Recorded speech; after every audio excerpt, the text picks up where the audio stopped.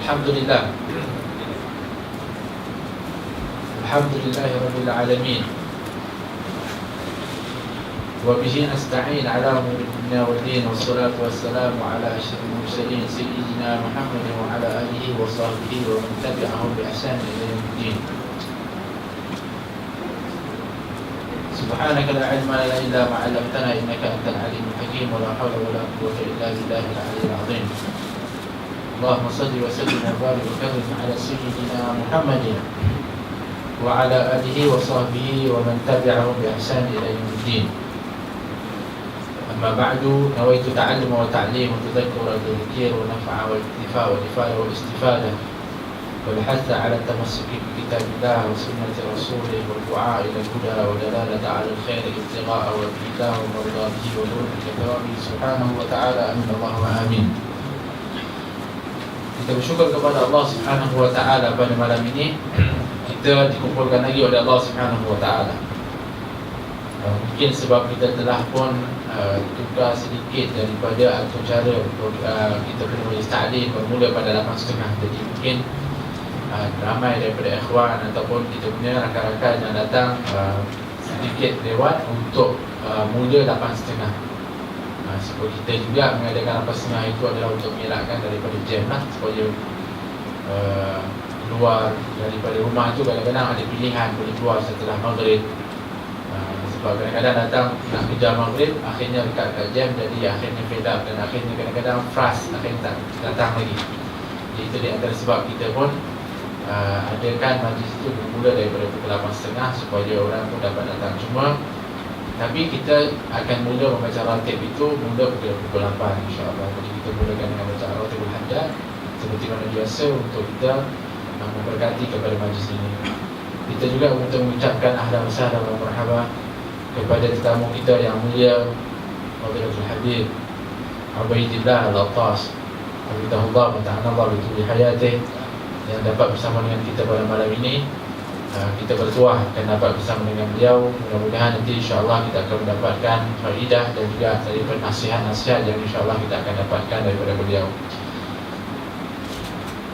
Tapi sebelum itu insya-Allah kita akan teruskan sementara menunggu kepada rakan-rakan kita yang masih lagi dalam perjalanan untuk kita sama-sama meneruskan daripada bacaan dan tafsir daripada suratul Haqqah yang disebutkan sebelum ini, membicarakan tentang bagaimana Allah menggambarkan yaumul qiyamah itu dan keadaan orang-orang yang berada nantinya ketika dibangkitkan oleh Allah Subhanahu wa ta'ala pada hari akhirat. Bagaimana keadaannya? Dua keadaan yang disebutkan oleh Allah Subhanahu wa ta'ala. Wa imma itu yang diberikan kitabnya daripada sebelah kanan, disebutkan oleh Allah Subhanahu wa ta'ala, yang diberikan daripada sebelah tangan kanan. Wa amma man utiya kitabahu bi yaminihi fa yaqulu ha wa aqra'u kitabiyah. Yang ini ketika mana diberikan daripada sebelah kanan, ketika itu mereka, orang-orang yang sebelah kanan ini adalah orang-orang yang gembira disebutkan. Ketika itu mereka mengatakan apa? Umqra'u kitabiyah. Mereka itu kata apa? Mereka berbangga, suka mereka, dan mereka seolah-olah ketika itu nak supaya apa? Dibacakan akan catatan daripada sebelah kanan yang diberikan kepada mereka. Wa amma yang melawannya adalah yang disebutkan oleh Allah, wa amma man utiya kitabahu bishimalihi fa yaqulu ya laitani lam uta kitabiyah. Sedang orang yang diberikan daripada catatan sebelah kirinya pula, maka mereka ini adalah orang-orang yang mana mengatakan kalaulah tak diberikan kitab lebih baik. Ini keluhan daripada orang-orang yang diberikan catatan daripada sebelah kirinya. Walam adri ma hisabiyah, alangkah baik kalau aku tak tahu apa yang telah pun dihitung kepada aku itu. Ini adalah yang disebutkan di dalam bagi orang-orang yang mendapatkan catatan sebelah kiri. Sebelum ini telah dibicarakan di kalangan mereka itu, di kalangan mereka yang menyesal. Bahkan di antaranya ketika itu mereka menyangka kalau di dunia mereka dihimpit ataupun mereka disokong, mereka disukai, mereka dilayan dengan baik dikarenakan apa? Kerana harta mereka, dikarenakan jabatan mereka, dikarenakan kedudukan. Malangnya ketika mana yaumul qiyamah tak ada guna yang disebutkan daripada pada hari la yanfa'u malu wala banun, yang ketika itu tidak ada manfaat daripadanya harta dan juga anak pinak, tak ada. illa man atallaha biqalbin salim. Kecuali orang yang datang kepada Allah dengan hati yang sejahtera itu, subhanallah. Hati yang sejahtera yang datang kepada Allah Subhanahu wa taala. Masa ketika itu tidak ada ma'aghna anni maliya halaka anni sultaniya. Tak ada ketika itu yang disebutkan nilai daripada harta, dan ketika itu celakalah, ketika itu musnahlah, ketika itu kedudukan, tak ada sama sekali, ya. Dan sebutkan sebelum ini.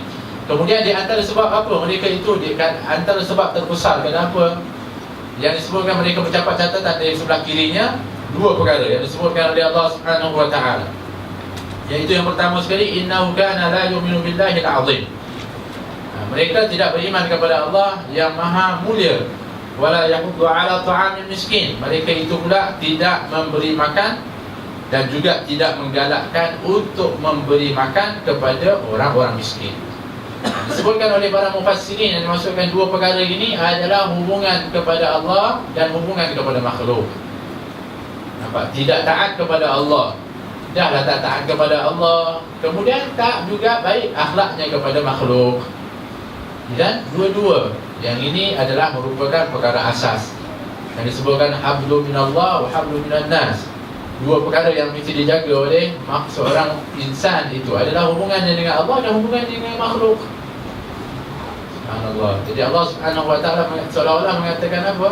Kamu itu di dalam, kadang-kadang ada di kalangan hamba-Nya yang taat kepada Allah, maknanya dari segi sudut ibadahnya dijaga, tapi tak baik akhlaknya dan adabnya kepada makhluk. Yang ini juga adalah disebutkan di kalangan orang-orang yang takut-takut nantinya mendapat catatan dari sebelah kiri. Seperti mana datang seorang yang bertanya kepada Nabi tentang seorang perempuan yang baik daripada ibadahnya kepada Allah, tetapi menyakiti jirannya. Kata Rasulullah, dia finnar. Sebab apa?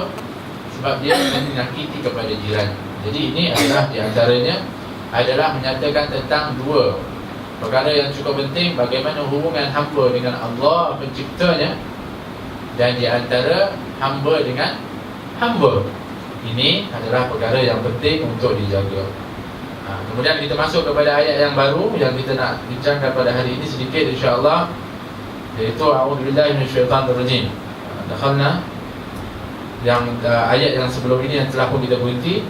Falaisa lahul yawma hahuna hamim wala ta'amun illa min rizqin la ya'kuluhu illa al-khatibun. Sebutkan tiga ayat yang kita bahaskan, iaitu yang pertama sekali, keadaan orang-orang di sana yang telah pun ketika mana diberikan catatan dari sebelah kiri. Kemudian maknanya mereka ini adalah minal ashqiya, iaitu minal orang-orang yang ketika itu dalam keadaan yang telah pun menerima kesengsaraan. Mereka telah pun disebutkan oleh Allah Subhanahu wa taala ketika itu diperintahkan mereka itu untuk apa? Mereka itu nak disuruh dibelenggukan, diikat dengan rantai dan diperintahkan untuk nak diseret masuk ke dalam neraka Allah. Maknanya ketika mana Allah memerintahkan khuduhu faghulluhu summal jahima salluh, masa itu ketika itu apa? Falaisa lahul yawma hahuna hamim. Masa ketika itu tak ada lagi yang disebutkan berguna pada ketika itu. Orang-orang yang dekat, kerabat dia, saudara mara, sahabat qarib, dah tak ada lagi manfaatnya ketika itu. Tak ada lagi yang boleh untuk menyelamatkan kepada dia. Tapi kalau sebelum itu boleh. Seorang anak boleh memberi syafaat kepada ibunya, kepada ayahnya. Seorang rakan boleh memberi syafaat kepada rakan yang lain. Apalagi kalau itu para anbiya, disebutkan yang memberikan syafaat yaumul qiyamah tiga: al-anbiya wal ulama wa syuhada. Ini orang-orang yang memberikan layak untuk memberi syafaat secara jelas. Tapi juga ada orang yang boleh memberi syafaat kepada lain, tetapi sebelum telah diperintahkan oleh Allah. Kerana Allah dah perintahkan ketika itu masuk ke dalam neraka, maka tak ada lagi yang boleh menyelamatkan kepada selain daripada Allah Subhanahu wa taala. Ketika itu tak ada. Falaisa lahul yawma hahuna hamim. Tak ada lagi ketika itu. Pada hari ketika itu, seorang pun, baik itu keluarga atau teman, yang dapat menyelamatkan atau menolong dia daripada diselamatkan dari diseret masuk ke dalam neraka. Wala ta'amun illa min rizqin. Masa ketika itu tak ada makanan bagi orang yang telah pun dimasukkan dalam neraka Allah, kecuali daripada air yang disebutkan oleh para mufassirin rushdin. Ada pendapat yang mengatakan adalah salah satu daripada pohon yang tumbuh di dalam neraka. Tak ada makanan yang paling dahsyat daripada itu, iaitu rushdin. Ada lagi yang mentafsirkan yang dimaksudkan dengan rushdin itu adalah nanah-nanah ataupun luka-luka yang keluar daripada luka-luka yang bakaran daripada ahli neraka itu, itulah minuman bagi ahli neraka. Nasallallahu al-afiyah. Ini ya, dahsyatnya hukuman bagi orang-orang yang masuk ke dalam neraka Allah Subhanahu wa taala. Jadi ketika itu mereka tak ada yang diberikan mereka itu makanan kecuali yang demikian dahsyat dan teruknya. Di dalam firman yang lain disebutkan diberikan kepada dia itu zakum. Ada pendapat dalam tafsir juga mengatakan disebutkan rushdin itu adalah zakum. Disebut zakum ini adalah daripada api neraka, daripada neraka. Itu dimasukkan di dalam mulut sesudah akhirnya dia akan keluar daripada kubur. Dahsyatnya ketika itu dengan kepanasan dan juga dengan dahsyatnya siksaan yang telah menjadikan oleh Allah bagi orang-orang yang ingkar kepada Allah Subhanahu wa taala. Tak ada orang yang mampu untuk makan dia kecuali orang-orang yang kafir. Maknanya tak ada orang yang kena seperti itu kecuali orang yang khati'un. Kalau daripada bahasanya khati'un itu adalah orang yang salah, orang yang melakukan kesalahan. Tetapi yang ditafsirkan di situ adalah al-kafirun, orang yang kafir. Sebab memanglah sifat orang-orang yang kafir ini adalah mereka ini ada dua sifat. Yang pertama adalah enggan, yang kedua adalah takabur, seperti iblis. Aba wastakbara wa kana minal kafirin. Iaitu enggan. Enggan apa? Enggan taat kepada Allah. Ini orang yang kufur. Berpaling pula, diperintahkan tak mau ikut. Ini sifatnya orang yang kafir. Kemudian takabur pula. Takabur, merasa dirinya lebih baik, merasakan dirinya itu tak perlu untuk ikut kepada perintah, tak perlu ikut kepada syarak, tak ikut lagi, tak perlu ikut, merasa dah hebat. Maka ini dua sifat yang disebutkan adalah memiliki sifatnya golongan orang-orang yang kufur kepada Allah Subhanahu wa taala. Yang mereka ini seolah-olah ketika mana mereka ingkar, ketika mana mereka itu takabur, seolah-olah ketika mana mereka kufur kepada Allah, seolah-olah mereka itu sanggup untuk makan yang disebutkan rushdin itu. Seolah-olah di dunia ini apabila orang buat begitu, dia kata tak apalah, aku sanggup lah. Maknanya bukanlah bermakna ayat ini, walaupun dia mengatakan tiada yang sanggup memakannya kecuali orang-orang kafir, sebenarnya mereka pun tak sanggup. Siapa yang sanggup untuk menanggung daripada azab?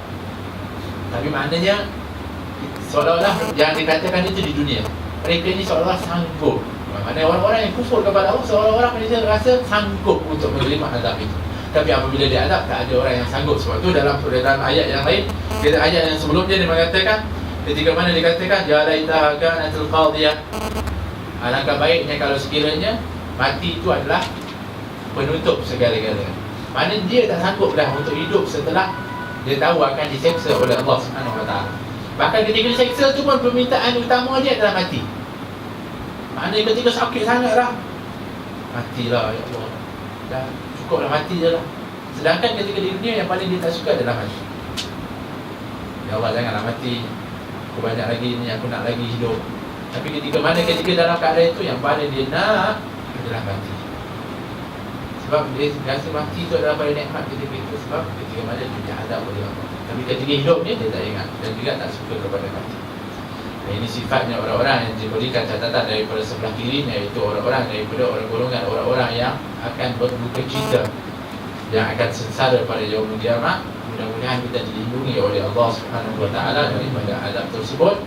Sebab itu di antaranya diajarkan kepada kita untuk kita baca perlindungan daripada neraka Allah Subhanahu wa taala itu pada setiap kita selesai daripada solat subuh ataupun maghrib itu sebanyak 7 kali Allah ajurna minannar, Allah ajurna minannar, Allah ajurna minannar, Allah ajurna dibacakan.